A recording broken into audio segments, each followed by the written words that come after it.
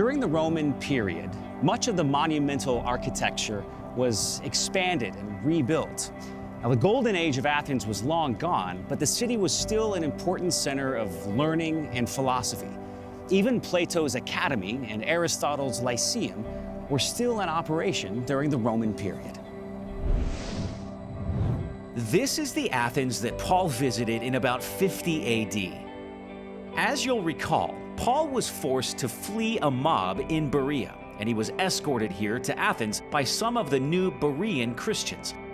Paul was instructed to wait here in the city until Silas and Timothy could join him. According to chapter 17 of Acts, here's what happened next. While Paul was waiting in Athens, he was greatly distressed to see that the city was full of idols. So he reasoned in the synagogue with both Jews and God-fearing Greeks, as well as in the marketplace day by day with those who happened to be there. A group of Epicurean and Stoic philosophers began to debate with him. Some of them asked, "What is this babbler trying to say?" Others remarked, "He seems to be advocating foreign gods." They said this because Paul was preaching the good news about Jesus and the resurrection. Acts 17:16 through 18. While waiting in Athens, Paul immediately noticed that the city was filled with idols, shrines, and altars and temples dedicated to pagan gods. According to Luke's account, this troubled him greatly. Altars in Greece were often dedicated to specific gods, such as Zeus, Athena, Apollo, or Poseidon. Altars here in Athens were even dedicated to the demons of the underworld. Walking around ancient Athens today, you still see shrines and temples and altars everywhere. These pagan places of worship were so common that virtually every block had an association with some god, goddess, spirit, or demon.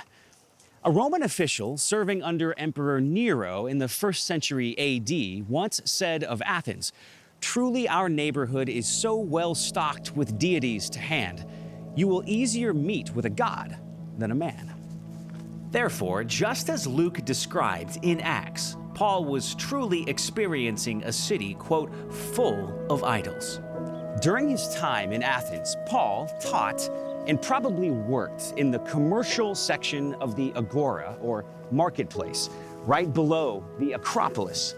Now, his time in the marketplace allowed Paul to come into contact with people from all walks of life. As you can see, the Agora from the Roman period, right next to the ancient Agora, has been remarkably preserved, including buildings, streets, statues, and altars.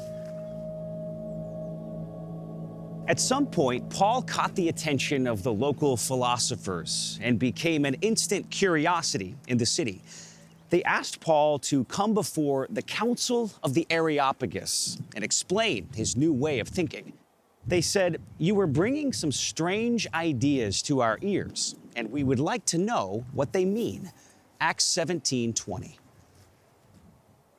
The Areopagus of Athens, also known as Mars Hill, is located just northwest of the Acropolis.